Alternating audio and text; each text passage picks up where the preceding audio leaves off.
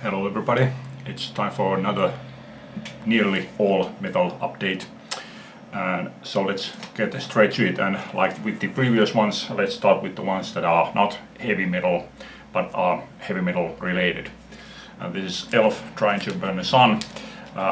This is one album that I have seen over the decades several times, but never got around to buying it until now. It was reissued on vinyl, so I snatched it up straight away.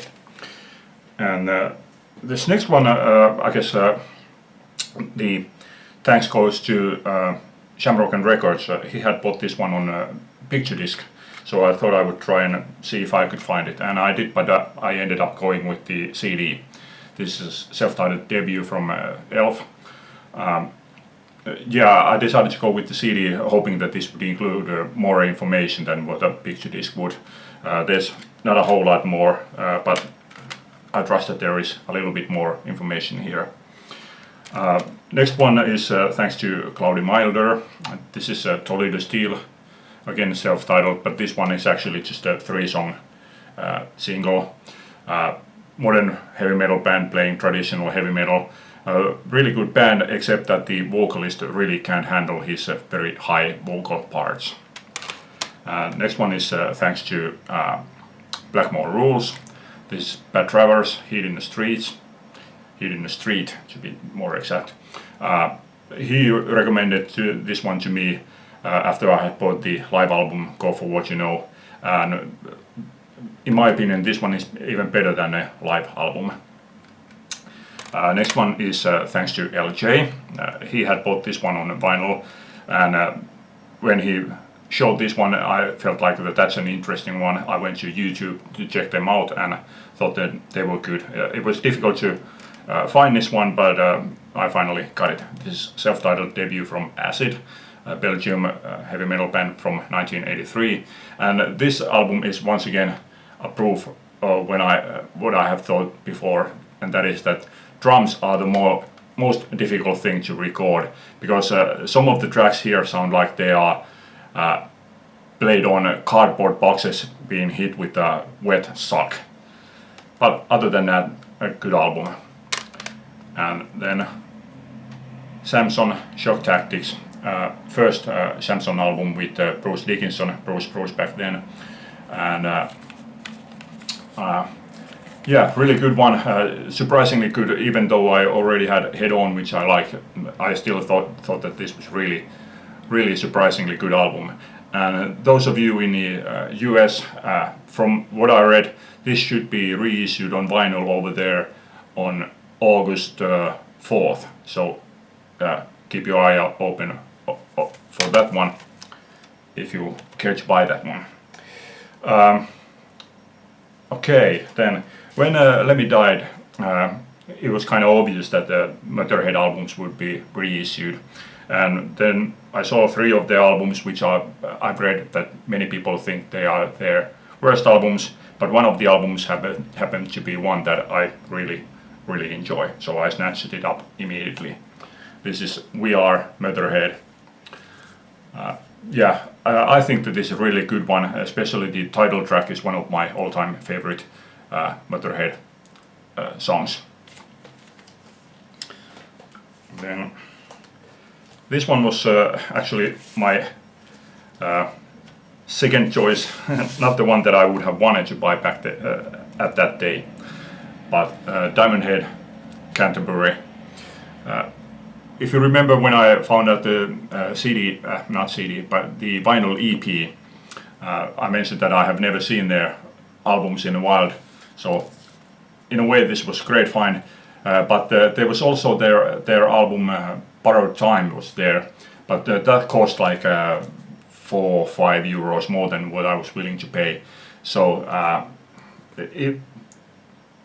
well, I wasn't just willing to pay that much that day, and since this was only half of that, I decided to buy this one. And I'm glad that I did, because this one also is a good album. Okay, then I don't remember who showed this one. This is a Time Capsule by Lita Ford. But anyway, whoever showed this one said that he wasn't sure what recordings these are.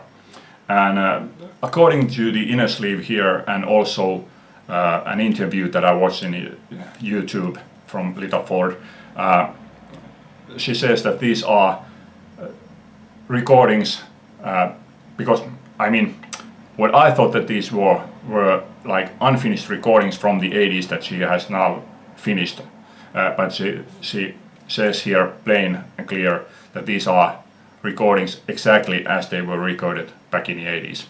And yeah, I think this is a really good album, much better than a Lita album, for example. I prefer this one to the Out for Blood album even. And then when I bought the Rockarola album, I told you that I would end up buying Sad Wings of Destiny. I have this one on CD because Judas Priest is one band that I mostly have bought their albums on CD. But yeah, I knew that I had to get this one on vinyl also. And this next one, this was really like a difficult, annoying thing, because it was one that I did find here. I found this practically every second time that I went to the record stores, but it was always like too much ring wear, it was too expensive. If the sleeve was in good condition, the record was in bad condition. Yeah, it was really annoying. But then I found a perfect condition copy of the Nugent Double Live Gonzo. Yeah, there was one copy, for example, when I was going to buy. Sleeve looked to be in perfect condition, records were in perfect condition, price was just right. But then I happened to open it up to look at the inner sleeve, gatefold sleeve, and it turned out that it had been stuck together at some point and been ripped open, leaving a tear on the gatefold. So yeah, finally getting a perfect condition copy. This was a reissue, not a second-hand copy. Now there is another album, I would say a legendary heavy metal album that I have been looking for, I guess, over a year, and unlike this one, I have not seen a single copy of it, but I will tell you about it once I will find that one. This one was a Record Store Day reissue a couple of years back. This is Draw the Line by Aerosmith. And yeah, like I've told you before, this is one of their albums, the only one of their albums from the 70s that for some reason I have never heard. I've heard all of the other albums from the 70s, but for some reason I never got around to hearing this one. And you probably can't see it, but there's a misspelling, site for Score Eyes. So initially when I bought this one, I thought that, okay, that's an interesting way to put it, because I thought that was correct way, but when I listened to and looked at the insert and record label, I realized that that was just a mistake. But yeah, really good Aerosmith album. And this one was, this one was a surprise. My second album from Crocus, Headhunter. I only had one Vice at a time, and I thought that was really good. But this is clearly a better album. And Diamond Head, Borrowed Time. Yeah, after leaving this one behind, and I remember that I was regretting not buying this, since I thought that, well, okay, it was only a few euros more than what I was willing to pay, that I just should have gone and bought this one, because I had never seen this one before. But it only took was it 2 or 3 weeks, and I found this one cheaper. So in the end I didn't save more than, I don't know, 5 or 6 euros, but anyway, I found it for the price that I was willing to pay, and in really good condition also. This is Black Country Communion 2. This is now the third album from them that I have. So I have all of their studio albums. all of them are quality stuff, so now I will also buy the live album. Okay, let's go to the singles for a moment. For the last year and a half, I have had a really good luck with singles, and I think that this came through Faali. Faali had bought the Ratt album Dancing Undercover, which reminded me that I should buy the song Slip of the Lip, which is my favorite Ratt song.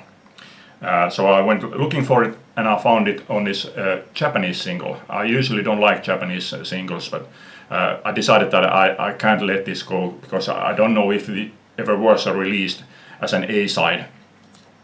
So who knows when I would come across this single again if I would pass this up. So I decided to get this one. The A-side on this one is Body Talk. And I also found a few others. This is Ratt, Lay It Down, back with Got Me on the Line. Then Wanted Man, back with She Wants Money. And this is Loving You's a Dirty Job, back with What's It Gonna Be. The B-side is from the album Reach for the Sky, and A-side is from the album Detonator. Never heard either one of those albums, and I was surprised to find this A-side, Loving You's a Dirty Job, was the better one, because I had thought that their album quality goes like steadily to worse. So Detonator being the more later album of these two, I was surprised that I liked it more than the B-side. And fifth one was Round and Round, The Morning After. And I had a good luck and bad luck with these singles, because I bought this from the local version of eBay, and when they were mailed to me, they went missing. They went missing. Eventually I claimed a refund from the company, because they didn't come through mail, through post I mean. And I claimed a refund, and but I only got like half of it, because they refunded me based on the weight of the package. So I ended up only getting back only half of what I had paid for these. But then suddenly 8 weeks later I got a note saying that this package had arrived, and what I was expecting was that they would have been at least been smashed to pieces, but they came in perfect condition. No idea where the package had been for 8 weeks, but I finally got it. Okay, this next one is Praying Mantis, Cheated. One of the early new wave of British heavy metal bands. And when I put this one on, I was really surprised, because the A-side is it's an AOR song. So I was really surprised to find it, that it was by early new wave of British heavy metal band. B-side, 30 Pieces of Silver, I liked it much better. And this one is double 7-inch single. So the second single is a live single. Songs are Flirting with Suicide and Panic in the Streets, and I like that the live single much better than the studio single. The 30 Pieces of Silver, the B-side of the studio single, is the better song of these two, and my guess is that one is the more representative of their style than the A-side. A-side is not bad, but it's just not a new wave of British heavy metal. And this next one was one that, even though I don't collect their singles, this one I felt like this was like a major find. This is Saxon, Princess of the Night, packed with Fire in the Sky, an original 1981 French pressing in absolutely immaculate condition. Yeah, I thought that was brilliant find. Okay, I am going to cut this video here, and I am going to film a second part of this video, and I'm probably going to film a third video today also. So, thanks for watching, leave a comment, bye.